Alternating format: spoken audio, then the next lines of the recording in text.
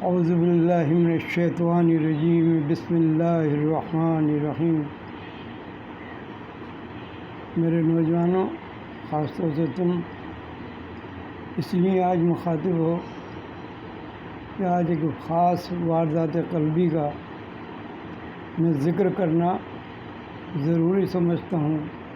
اس سے نوجوانوں کے دلوں میں ایک نور پیدا ہوگا محبت کا، اور اللہ کرے کہ ہر دل میں، ہر دماغ میں آتش فشاں بن جائے محبت کا۔ میں تھوڑا سا بیک گراؤنڈ دیتا ہوں اس اصل بات کو کہنے سے پہلے۔ وہ بیک گراؤنڈ یہ ہے کہ میں اپنے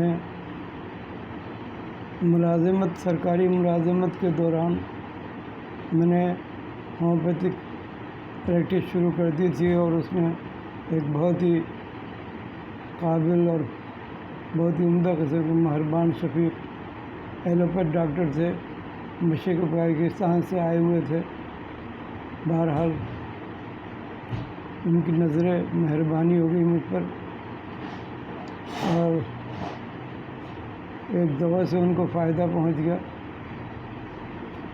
اور وہ پھر میرے سے بات کرنے لگے۔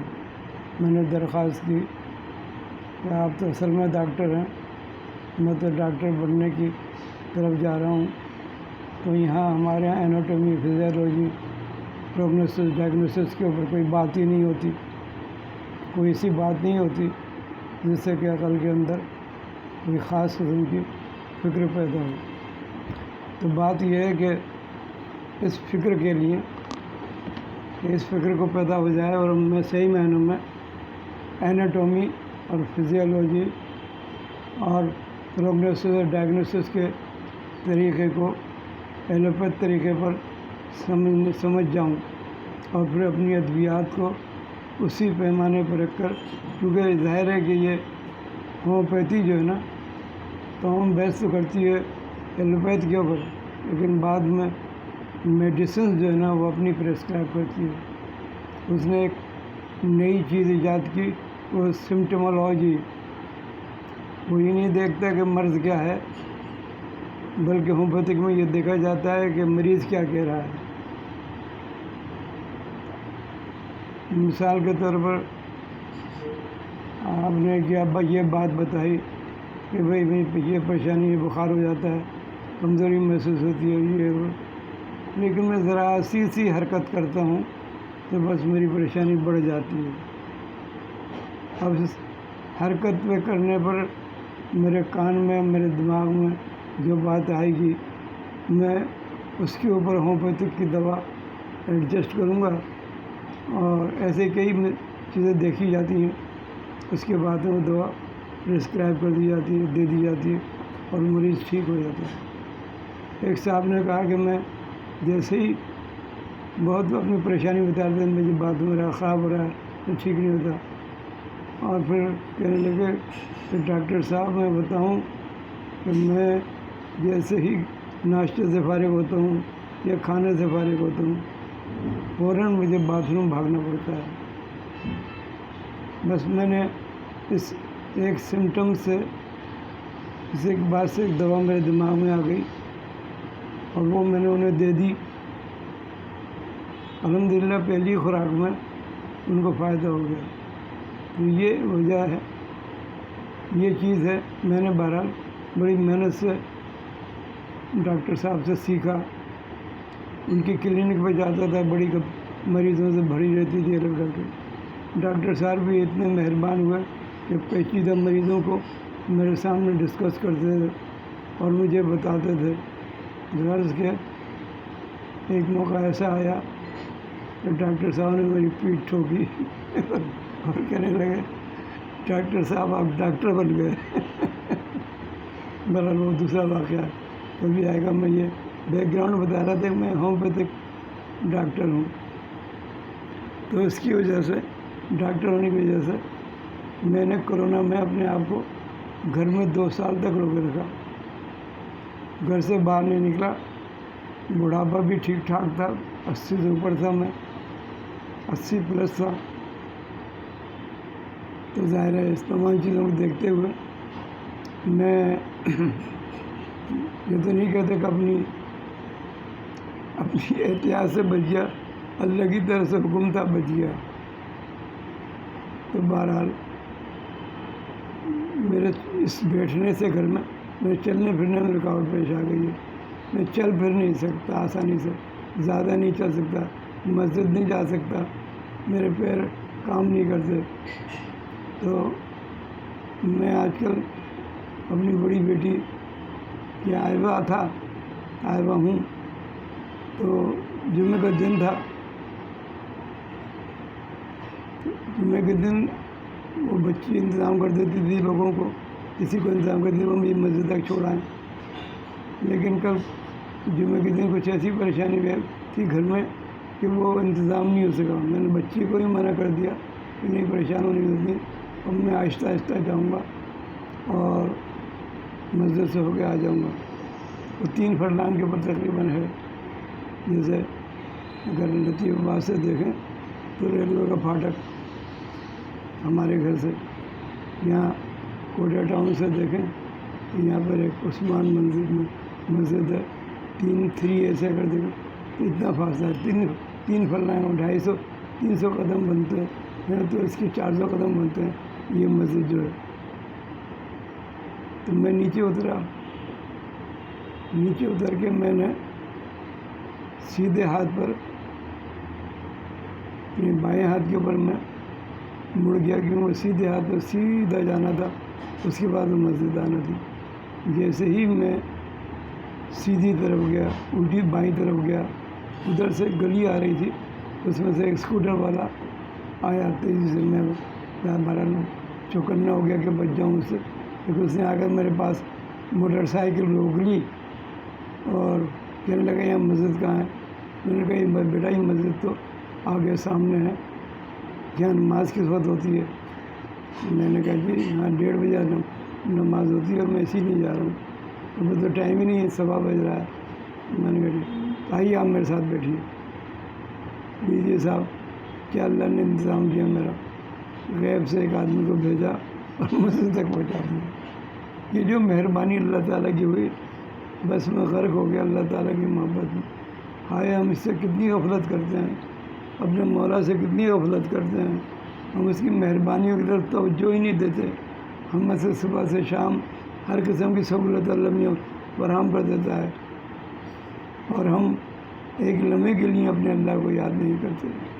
بس میں غرق ہو گیا اللہ کے خیال میں، اور اس کی محبت امڑنے لگی۔ تو آج بات کہنے کی یہ ہے کہ اگر ہم اللہ کی مہربانیوں کی طرف توجہ کریں گے تو ہمارے دل میں اللہ کی محبت ہوگی۔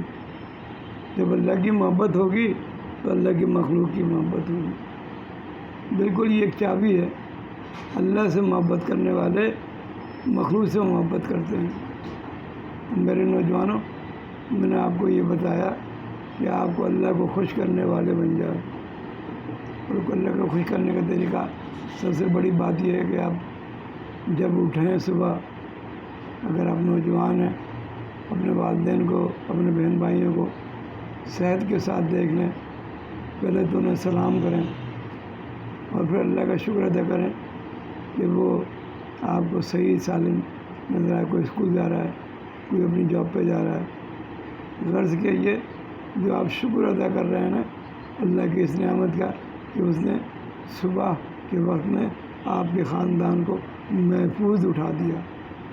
یہ بہت باریک بات ہے، ہر کوئی نہیں سمجھے گا، لیکن اگر آپ غور کریں کہ ہمارے بس میں نہیں ہے کہ ہم اپنے اٹھ جائیں صبح۔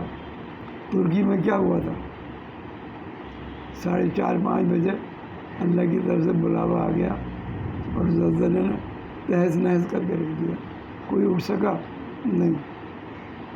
ہولناک منظر ہم نے اپنے موبائل پہ دیکھے ہوئے، محفوظ بھی کر لیے اللہ سے توبہ کرنے کے لیے۔ تو بات یہ کہ تھی، میں آپ لوگوں سے یہ کہنا چاہ رہا تھا کہ بھئی اپنی عادت ڈالیں، جب صبح اٹھیں اپنے ماں باپ بہن بھائی ان کو دیکھیں، یا جو بچیاں ہیں وہ اٹھیں، اپنے شوہر کو اپنے بچوں کو ٹھیک ٹھاک پائیں تو اللہ کا شکر ادا کریں۔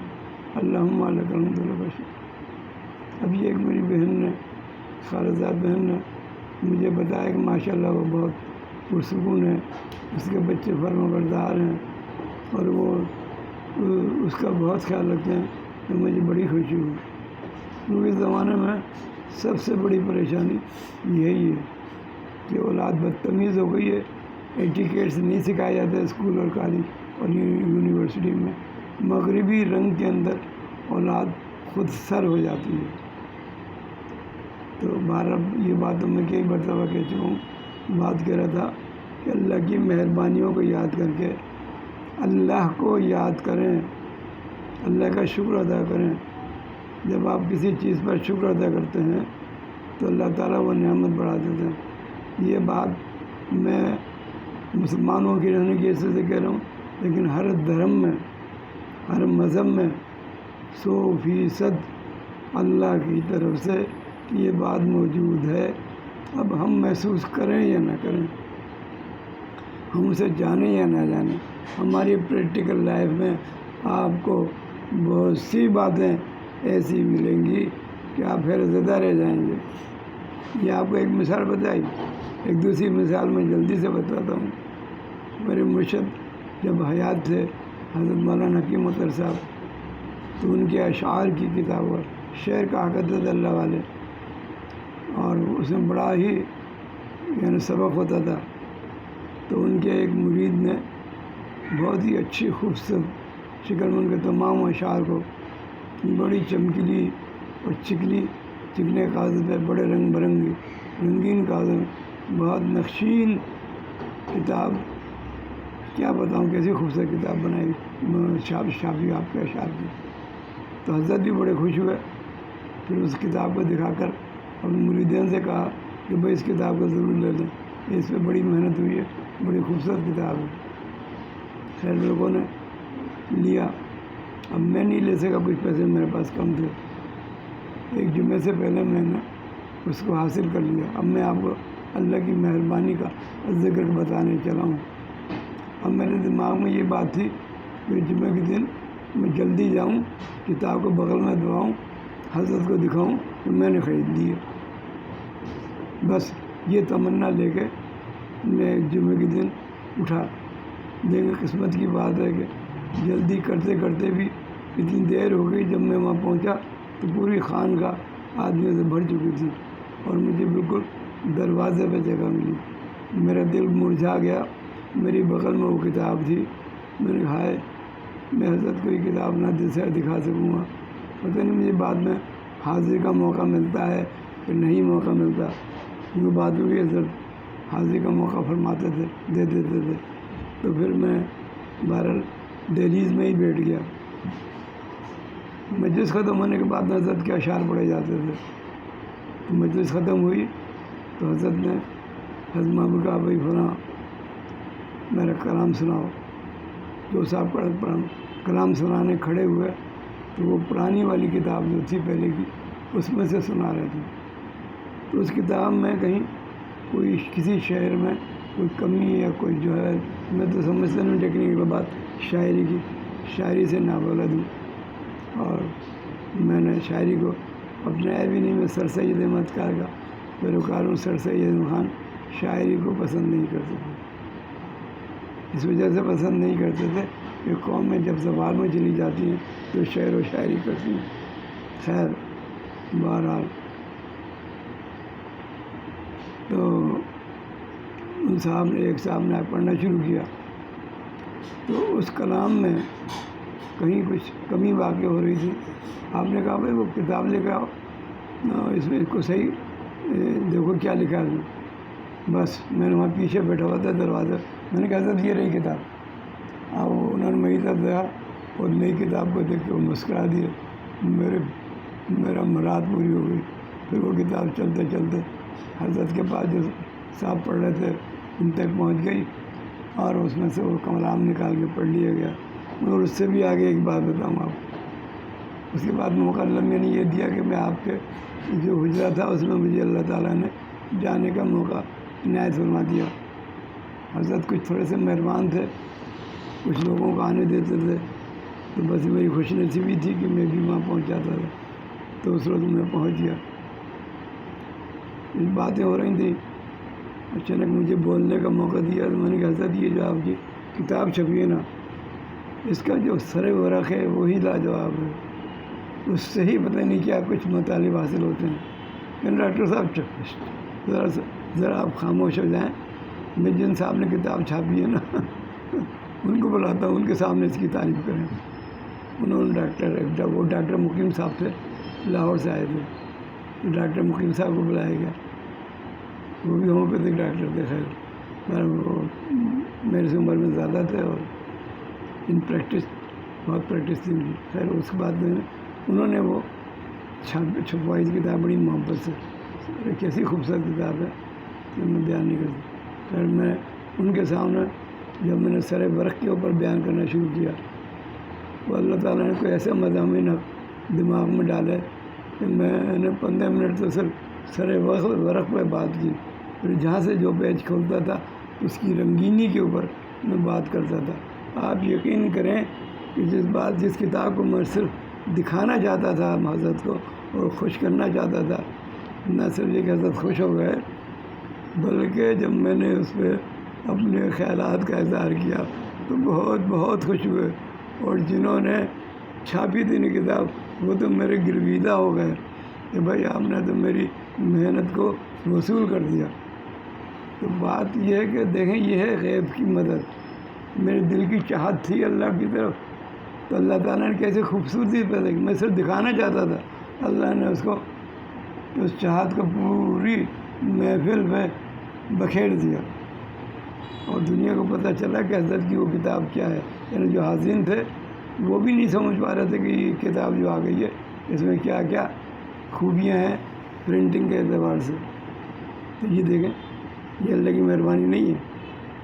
اللہم لک الحمد۔ ایسے آپ اپنی زندگی میں ڈھونڈیں، ایسے کئی واقعات انسپیکٹڈ آپ کو ملیں گے کہ آپ ادھر آپ نے سوچا ادھر پورا ہوا۔ میں نے ایک دن حضرت سے کہا کہ حضرت بعض اوقات ایسا احساس ہوتا ہے اللہ میاں ہماری ہی سنتا ہے، میری ہی سنتا ہے تو ڈاکٹر صاحب میرے حضرت بولنے لگے بھائی کہ ڈاکٹر صاحب ایسا بھی ہوتا ہے۔ کیا جواب تھا مرشد کا، ایسا بھی ہوتا ہے، سب کچھ آ گیا۔ میری جو چاہت تھی نا بات کرنے کی کہ میں کیا چاہتا تھا یہ کیا کر کے، تو بات بھی کہہ رہا تھا یہ کہ دیکھیں دوسرا واقعہ آپ کو بتایا، آپ صحیح اعمال کے ساتھ چلیں، صحیح لگن کے ساتھ چلیں، کسی بھی مذہب سے تعلق رکھتے ہیں، کسی دھرم سے تعلق رکھتے ہیں، آپ کو ہر صورت میں اللہ تعالیٰ بہترین ریوارڈ دے گا۔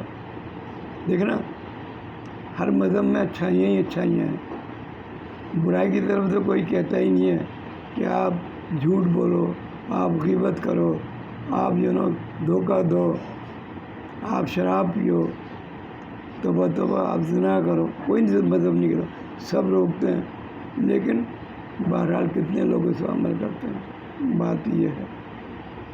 تو بات یہ میری کہنے کی یہ ہے کہ جب آپ بات کریں گے اس وقت بات کریں گے جب آپ کو محبوب کا یا اللہ تعالیٰ کا خیال آئے گا۔ آپ دیکھیں جب آدمی محبت کرتے ہیں نا دیوانہ ہو جاتا ہے، جوانی دیوانی حضرت ابوالکلام آزاد نے کہا، میں کہتا ہوں محبت میں آدمی دیوانہ ہو جاتا ہے۔ محبت ایک عجیب سی چیز ہے، نہ محسوس ہونے والی بات، انسان کے اندر ایک نشہ طاری کر دیتی ہے، اس کو اپنے محبوب کے علاوہ کوئی نظر ہی نہیں آتا۔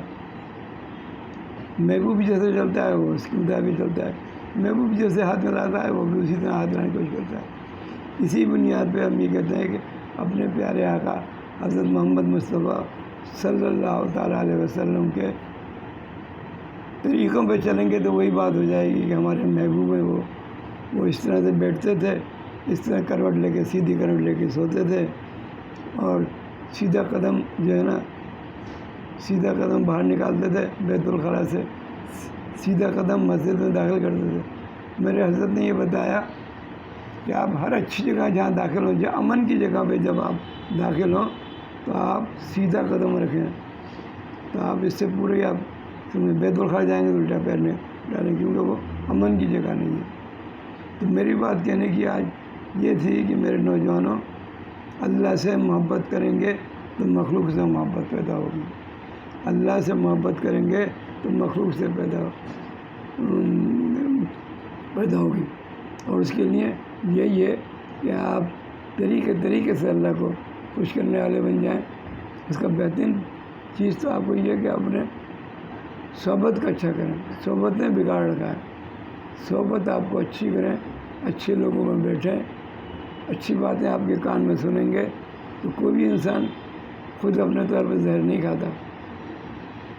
ہر آدمی سیاہ اور سفید کا سمجھنے کی عقل رکھتا ہے، ہر ایک کے پاس عقل ہے، اس لیے کسی کے دین کو، کسی کے مذہب کو برا نہیں کہنا چاہیے۔ دیکھیں، یہی محبت کا پیغام ہماری بیٹی کہوں گا کہ وہ میری بیٹی کی برابر ہی ہے، بڑی بیٹی کی برابر ہے میرے سے۔ لتا حیا ہندوستان کی شاعرہ ہے، کیا غضب کی شاعرہ ہے، کیا محبت کا پیغام بکھیر دیا اس نے۔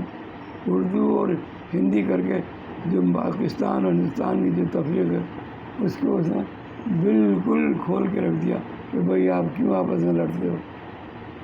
اردو ہندی دو بہنیں ہیں، بابا ختم ہو گئی بات، دو بہن کے کر کے یہ معاملہ بھی کر دیا کہ ہر بہن کا الگ ہی حل ہوتا ہے، ہر بہن کا الگ ہوتا ہے۔ ہندی بہن کا الحمدللہ بہت بڑا گھر ہے اور اردو بہن کا چھوٹا گھر ہے۔